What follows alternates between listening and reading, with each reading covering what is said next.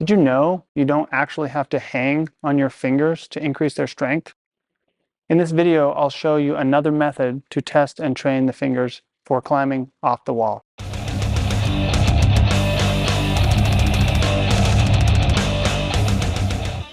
In this example, I'm going to use one of my favorite tools, the Tindeq Progressor. The first thing we need to answer is why strength train the fingers anyways? There are two primary goals with finger strength training off the wall. Goal number one, strength training has been shown to reduce injury risk. In this context, strength training is all about exposure. Because strength training has more intensity, more directional control, and a lower volume than climbing does, it's a method to increase our capacity for more practice. This type of exposure influences the muscles, the cartilage, and the connective tissues of the hands and the fingers. Goal number two is that strength training should also increase our performance, but not because finger strength directly increases climbing performance, but because strength training should build the capacity for more intense and more frequent climbing practice.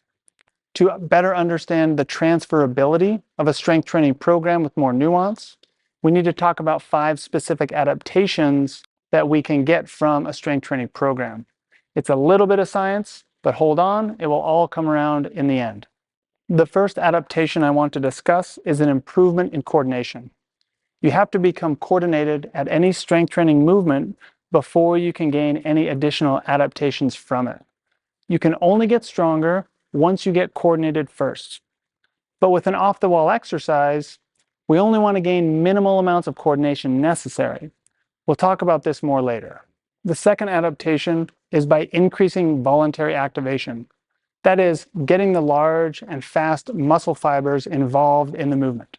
The third adaptation is building larger individual muscle fibers, also known as muscular hypertrophy.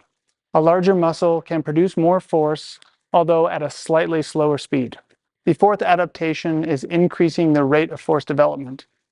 Even though strength training is heavy, it still should have an intentional high rate of force production. And the final adaptation is stiffness gains to the connective tissues. The annular pulleys, the tendons, and the joint capsules should all gain some literal stiffness from proper strength training. The good news is this should automatically increase an athlete's power output on the climbing wall.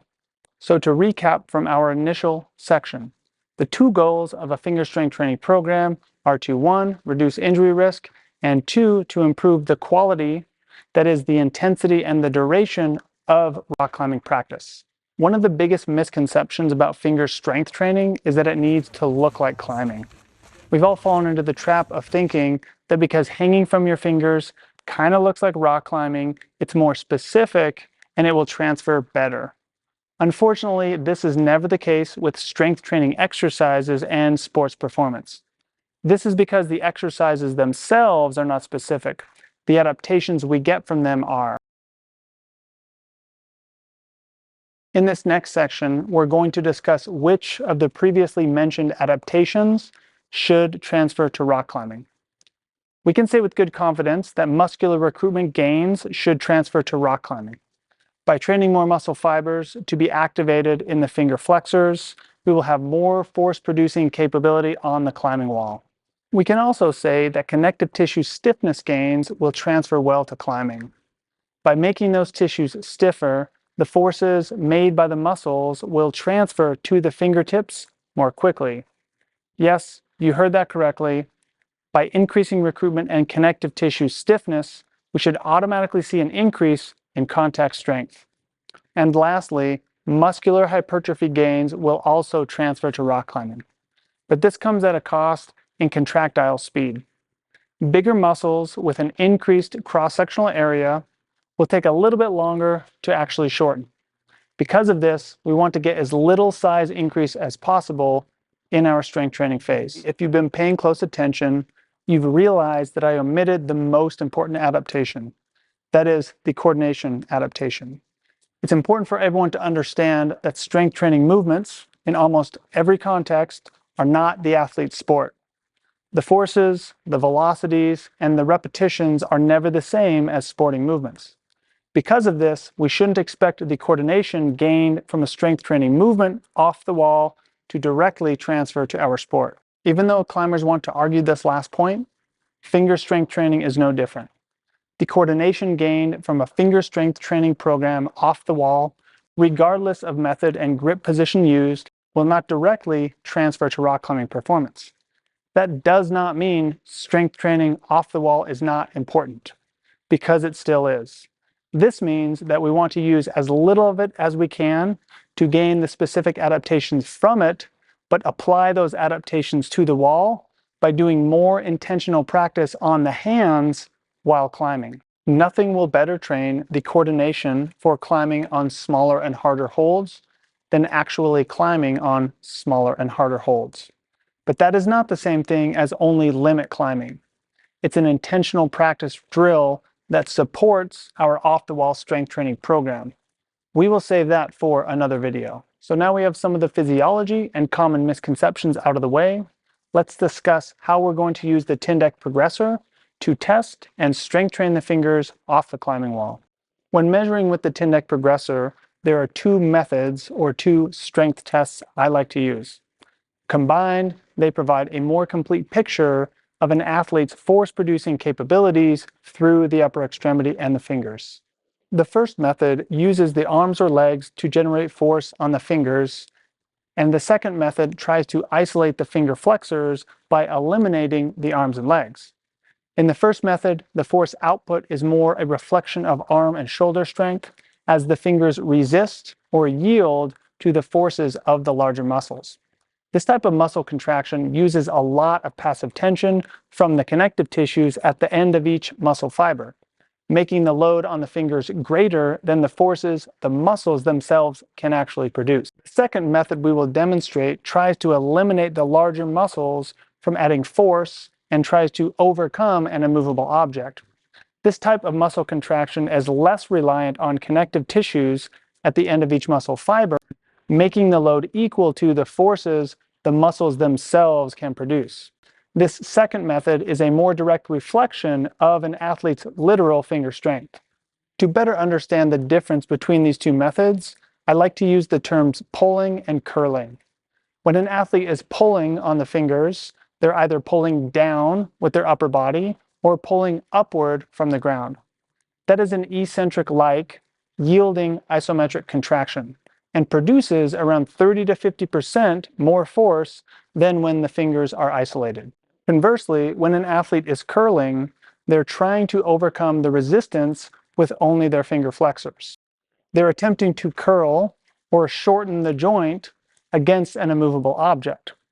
Even though they won't be moving the object, the overcoming style contraction is more concentric-like. This is an athlete's true one repetition maximum on the fingers.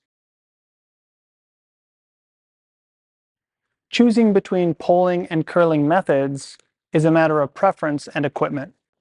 Arguably, the load to the finger flexors should not be dramatically different because the limiter is the ability to yield the load through the fingers. One benefit I see with the pulling and curling method from the floor is reducing the overhead stress on athletes who already get a lot of it. Additionally, I find this position the simplest to set up. If you're using the pulling down method, you'll need to block the hips so as to not lift off the bench. The system needs to be closed so the athlete can produce as much force as possible through the upper extremity. The athlete can also have some bend in the elbow to their own comfort level. Conversely, if you're using the curling down method, the athlete doesn't need to be immobilized, but they need their arm to be fully extended overhead so there's less pull with the upper extremity. This can be hard not to cheat, and why I don't use this method as much. Now you've picked the position of each test you would like to use. Let's discuss what we're looking for with the test. Contrary to what climbers have been accustomed to, all we are looking for with a maximum strength test is the peak force produced during the movement. It does not have to be a force sustained for a predetermined time frame. During the test, I suggest using a slow increase in the rate of force over 2 to 4 seconds every rep. If you'd like the athlete to get better acquainted with the test, you can also use the test itself at a lower intensity as the warm-up routine. Once warmed up, give the athlete 3 max effort tries on each arm with each test. As for the edge size and grip positions used with finger strength training, I think we can make it way simpler than we have in the past by using 1 or 2 primary grips. This suggestion comes from an understanding of the limited coordination adaptation we get from our off-the-wall finger strength training. The grip that produces the most force with the most finger involvement is the grip to prioritize with off-the-wall finger strength training. It's likely going to be a little bit different for each athlete, but it's somewhere between the open hand position and the half crimp position, somewhere around the 120 to 90 degree joint angle at the PIP joint.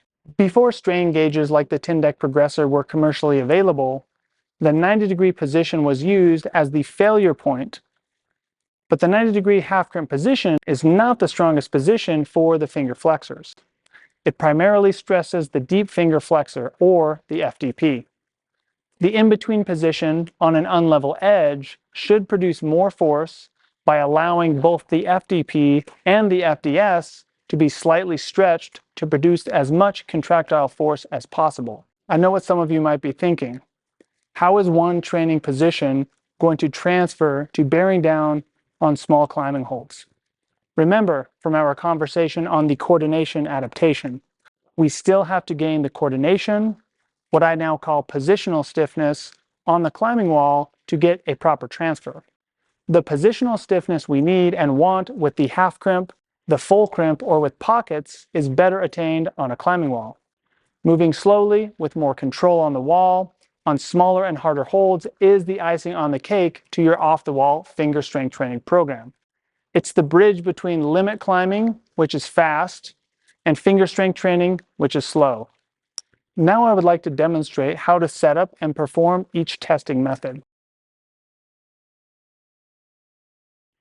For the pulling down method, we're going to set the athlete up in a comfortable seated position with the Tindeq Progressor overhead. I like to use chains so as to keep the adjustment between athletes easy and reproducible. I like to put the legs under the pins of a squat rack, but you could also add load to the athlete's body so they don't elevate during the test.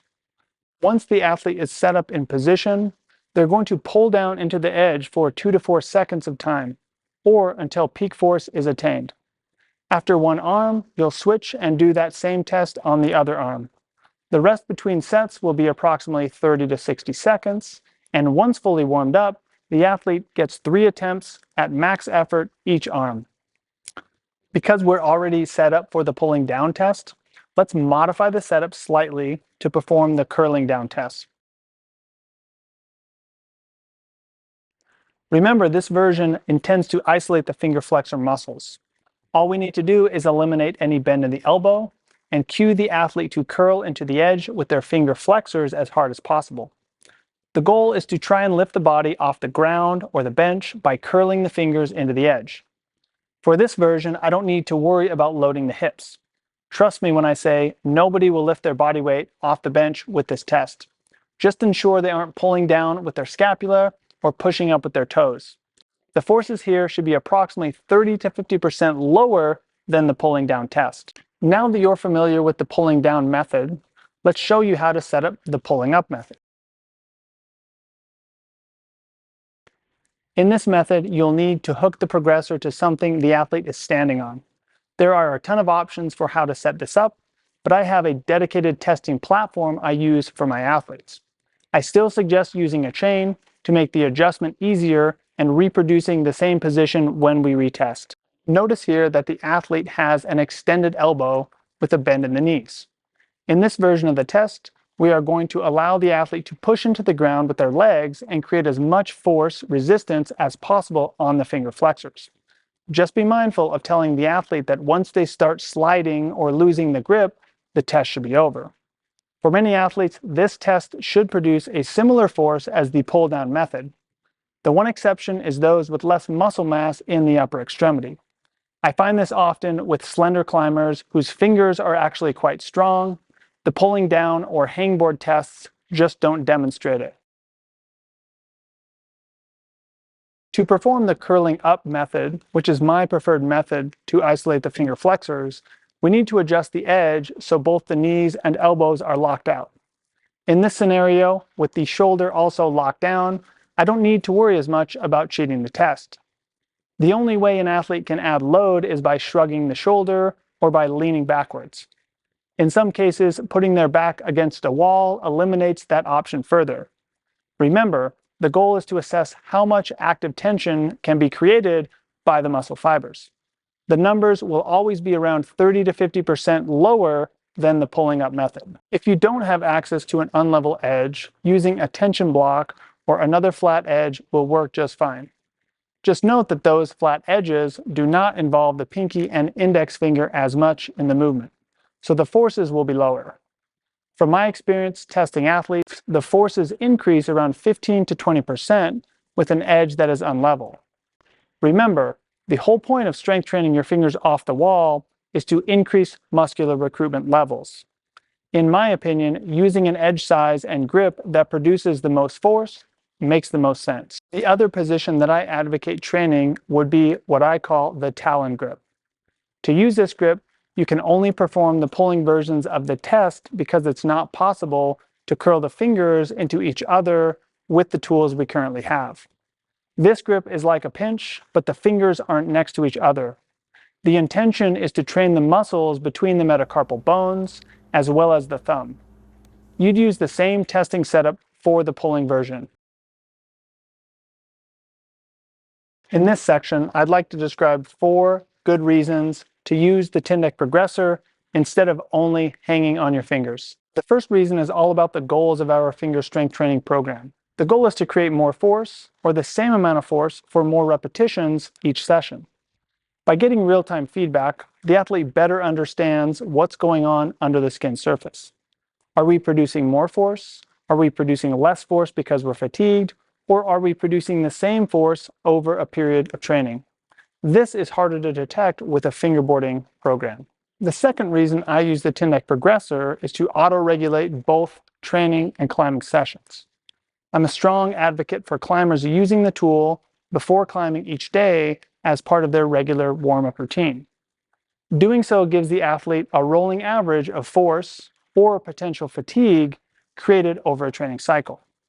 In addition, the length of a strength training set, that is, the repetition number, can also be modified based on the force output.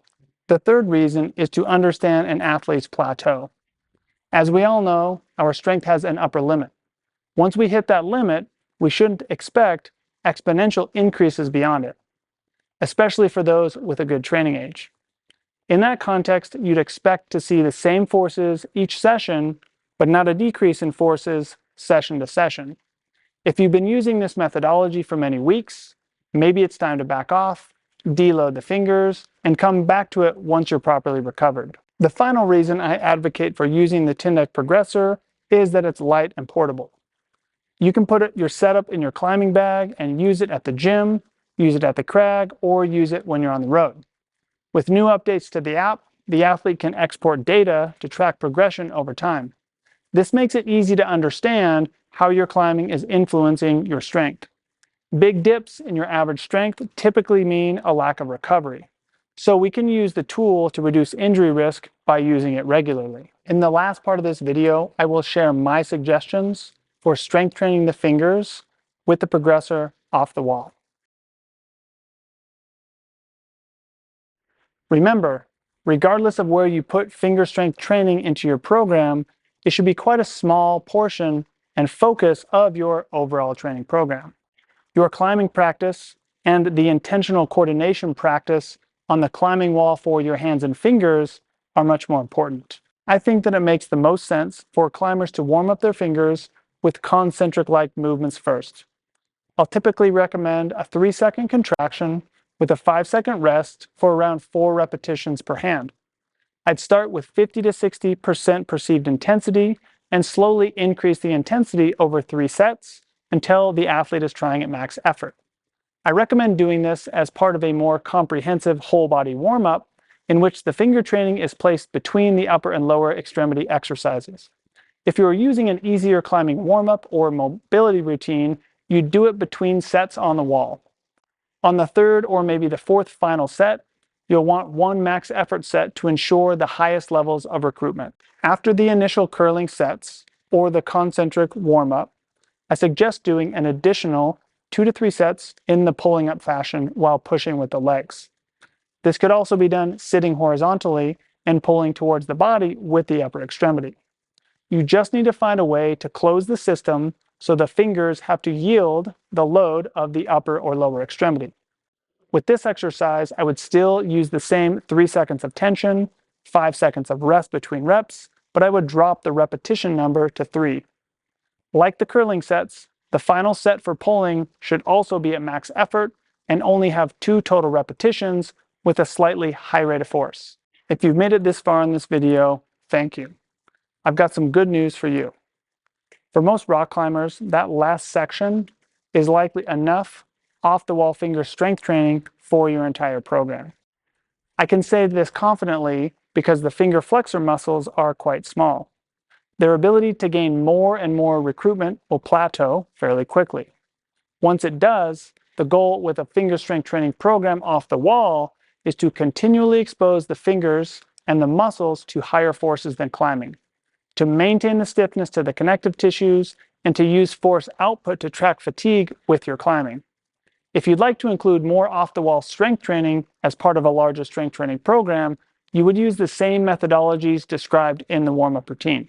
Remember, you should spend more time gaining coordination and positional stiffness on a climbing wall on smaller and harder holds relative to your individual strength level. The overall goal of a finger strength training program is to build tolerance for better practice. In the next video, I'll discuss how we can use the progressor to quantify the loads we could use on a fingerboard or a loading pin to lift something off the ground. Those methods would be equivalent to pulling down or pulling up as demonstrated in this video. Please leave any comments or questions below. One of my coaches or I will try and get to them as quickly as possible. Be sure to follow and like the video, as well as share it with your climbing crew. If you're interested in the Tindeq Progressor, I'll attach a link in the description below. Also, don't forget to use the code C4HP at checkout. See you in the next video.